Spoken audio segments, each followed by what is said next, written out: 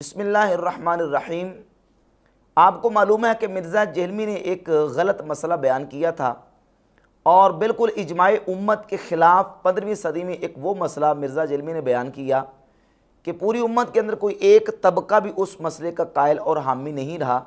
وہ مسئلہ یہ تھا کہ اپنے بھائی اور بہن کی نواسی کے ساتھ نکاح کا مسئلہ یا بھتیجی اور بانجی کی بیٹی کے ساتھ نکاح کا مسئلہ۔ تو امت کا اجماع ہے کہ بھتیجی اور بانجی کی بیٹی کے ساتھ یا یوں کہہ لیں کہ بھائی اور بہن کی نواسی کے ساتھ نکاح کرنا حرام ہے۔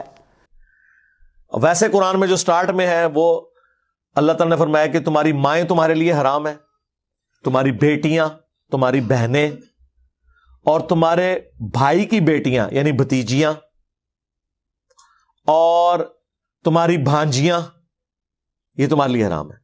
ہاں، بھانجی یا بھتیجی کی جو آگے سے اولاد ہے وہ تو آپ کے لیے غیر محرم ہے، اس سے شادی ہو سکتی ہے کیونکہ اس کا باپ الگ ہے، وہ الگ نسل ہو گئی۔ تو بھتیجی یا بھانجی سے شادی تو نہیں ہوگی کیونکہ وہ آپ کی محرم ہے۔ لیکن جب اس کی شادی ہو گئی اور اس بھتیجی یا بھانجی اس کا خاوند وہ تو اور ہے نا، وہ تو نسلی ڈیفرنٹ ہوگی۔ سورۃ النساء کی آیت نمبر 23 میں اللہ رب العزت نے جہاں حرام رشتوں کا ذکر کیا تو وہاں ارشاد فرمایا وَبَنَاتُ الْأَخِي وَبَنَاتُ الْأُخْتِ، بھائی کی بیٹیاں اور بہن کی بیٹیاں ان کے ساتھ نکاح کرنا حرام ہے۔ اور اس پر امت کا اجماع ہے کہ جب بھائی کی بیٹیاں اور بہن کی بیٹیوں کا ذکر آیا تو مراد اس سے وَإِن سَفَلْنَا، اگرچہ وہ نیچے تک ہی کیوں نہ ہو، یعنی بھائی کی بیٹی کی بیٹی کی بیٹی آگے ہو یا بہن کی بیٹی کی بیٹی نیچے تک ہو، وہ تمام کی تمام حرام ہیں، ان کے ساتھ نکاح کرنا جائز نہیں ہے۔ جبکہ مرزا نے کہا تھا کہ ان کے ساتھ نکاح کرنا جائز ہے۔ ہم نے دلائل کے ساتھ واضح کیا کہ مرزا جہلمی کا یہ موقف کہ ان کے ساتھ نکاح کرنا حلال اور جائز ہے یہ امت کے اجماع کے خلاف ہے۔ یہ مرزا جہلمی کا موقف بالکل باطل اور مردود ہے۔ مرزا جہلمی تک ہمارا کلپ پہنچا تو مرزا جہلمی کے پاس اب کوئی رستہ نہیں تھا، اس کے اوپر کوئی کسی قسم کی کوئی مرزا جہلمی کوئی بات کرتا اور کہتا ہے کہ نہیں جی اس میں یہ دلیل موجود ہے یا وہ دلیل موجود ہے۔ مرزا جہلمی کو اگر صرف روافض ہی کا حوالہ مل جاتا تو مرزا نے اس پہ بھی ڈٹ جانا تھا کہ نہیں شیعوں کے ہاں یہ جائز ہے یا معتزلہ کے ہاں جائز ہے یا فلاں کے ہاں جائز ہے۔ چونکہ مرزا جہلمی چاروں شانے چت ہو گیا، بالکل بے بس ہو گیا، اور یہ مسئلہ اس نے ایسے اٹکل پچو سے بیان کر دیا تھا، اپنے ایسے فاسد اور باطل قیاس کی بنیاد پہ، ایک جہالت کی بنیاد پہ مسئلہ بیان کیا۔ تو اب مرزا جہلمی نے اس سے رجوع کر لیا۔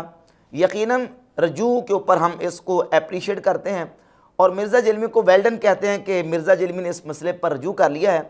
صرف یہی مسئلہ نہیں، ابھی بہت سارے اور مسائل بھی ہیں، مرزا جہلمی نے ان سے بھی رجوع کرنا ہے۔ اس نے انبیاء علیہم الصلوات و تسلیمات کی توہین اور گستاخی کا ارتکاب کیا اور کہا کہ توحید کا مطلب یہ ہے کہ جب توحید بیان ہوگی تو نبیوں کی گستاخی تو ہوگی۔ توحید کا مطلب یہ ہے کہ اللہ کے سوا انبیاء، فرشتے، بزرگ، بابے شے کوئی نہیں، اور نعوذ باللہ تعالیٰ یہ تو اپنا پیشاب نہیں روک سکتے۔ مجھے مولانا اسحاق صاحب کا وہ جملہ ہمیشہ یہ آیت پڑھتے ہوئے یاد آتا ہے۔ بعض اوقات تو وہ فی البدی ایسے جملے بولتے تھے جاندار۔ تو ایک گفتگو میں انہوں نے فرمایا کہ بھئی جب توحید بیان ہوگی تو گستاخی تو آٹومیٹکلی ہو جائے گی، کیونکہ توحید کا مطلب ہی ہے کہ اللہ کے سوا کوئی پیغمبر، کوئی فرشتہ، کوئی بزرگ، کوئی بابا، شاہی کوئی نہیں۔ توحید کا تو مطلب ہی یہی ہے کہ کوئی انسان اپنا پیشاب بھی نہیں روک سکتا، خواہ وہ پیغمبر ہو یا عام انسان ہو۔ اب مرزا جہلمی کے اوپر فرض ہے کہ مرزا جہلمی اس سے بھی توبہ رجوع کرے۔ اس کے علاوہ اس نے نبی پاک صلی اللہ علیہ وآلہ وسلم کے حوالے سے یہ کہا کہ یہودی کہتے تھے کہ یہ کل کا چھوکرا آ کے ہمیں سمجھائے گا۔ اس لیے میں کہتا ہوں مولوی اتنی پیڑی شے اللہ دے بندے ہو کہ وقت پیغمبر دی گل کوئی نہیں سندا، تہاڈی میری کنے سننے؟ یعنی علماء یہود پروفٹ کے مقابلے پہ کھڑے ہوئے تھے اور انہوں نے اپنی پبلک کی مت مار دی۔ 10 یہودی بھی ایسے نہیں تھے جو آپ پہ ایمان لائے ہوں آپ کی مبارک زندگی کے اندر۔ کیوں؟ بغیم بینہم، مولوی ان کے بڑے بڑے جو پادری بیٹھے ہوئے تھے وہ کہتے تھے یہ کل کے چھوکرا آ کے ہمیں بتائے گا۔ یہ بات بھی یہودیوں نے نہ کہی اور نہ ان کے کلام سے کہیں لازم آئی۔ مرزا جیلمی پر واجب ہے کہ اس سے بھی رجوع کرے۔ ابھی تو یہ ایک مسئلہ ہے نا، بیسیوں سینکڑوں ایسے مسائل ہیں جو مرزا جیلمی کے قرآن و سنت کے خلاف ہیں، باطل اور فاسد عقائد و نظریات ہیں، ان سے بھی مرزا جیلمی نے رجوع کرنا ہے۔ اور بہت ساری چیزیں جو ہم گاہے بگاہے دلائل کے ساتھ جن کو واضح کرتے رہتے ہیں، اور اس مرزا جیلمی کے رجوع کے حوالے سے مرزا جیلمی کے بلائنڈ فالورز کے لیے ایک پیغام بھی ہے۔ یہ بار بار کہتے ہیں دیکھیں جی آپ کو مرزا کے خلاف ویڈیو بنانے اور مرزا کے جواب میں ویڈیو بنانے کے علاوہ اور کوئی کام نہیں۔ بھائی جب اتنے بڑے بڑے بلنڈر مارے گا مرزا تو ہم اس کا جواب بھی نہ دیں۔ وہ کہتے ہیں نا کہ بابا ماردہ بھی تو روڑ بھی نہیں دینا۔ تو بھائی اب مرزا جیلمی قرآن و سنت کے خلاف غلط باتیں کرے گا تو کیا ہم لوگوں کو یہ بھی نہ بتائیں کہ بھائی یہ مسئلہ قرآن و سنت کے خلاف کر رہا ہے، یہ غلط مسئلہ بیان کر رہا ہے؟ قرآن و سنت میں اور اجماع امت میں اس مسئلے کا جواب یہ ہے۔ وہ تو ہمارا حق بنتا ہے، وہ ہمارا رائٹ بنتا ہے، اور اسی رائٹ اور حق کو ہم استعمال کر رہے ہیں۔ ابھی دیکھیں نا، مرزا جیلمی نے 3 سال پہلے ایک بیان دیا تھا اور کہا تھا کہ صحیح بخاری کی 6982 نمبر روایت ہے، اس کے اندر جو واقعہ نبی صلی اللہ علیہ وآلہ وسلم کے اپنے آپ کو 12 مرتبہ پہاڑ سے گرانے کا ارادہ کرنے والا، جس کو اس نے خودکشی کا نام اور ٹائٹل دیا، اس والے سے اس نے بیان یہ دیا تھا کہ یہ اللہ کے نبی علیہ الصلوۃ والسلام کی گستاخی ہے۔ علی بھائی اگلا سوال ہے کہ صحیح بخاری میں جو آیا ہے کہ نبی صلی اللہ علیہ وآلہ وسلم نے کئی مرتبہ خودکشی کی کوشش کی، کیا ایسی بات پیغمبر اسلام کے شایان شان صحیح معلوم ہوتی ہے؟ کیا ایسی روایت بیان کرنا صراحتاً گستاخی نہیں ہے؟ بات یہ کہ واقعتاً یہ یعنی گستاخانہ چیز ہے۔ پیغمبر کے بارے میں یہ امیجن نہیں کیا جا سکتا کہ وہ خودکشی کی کوشش کریں گے۔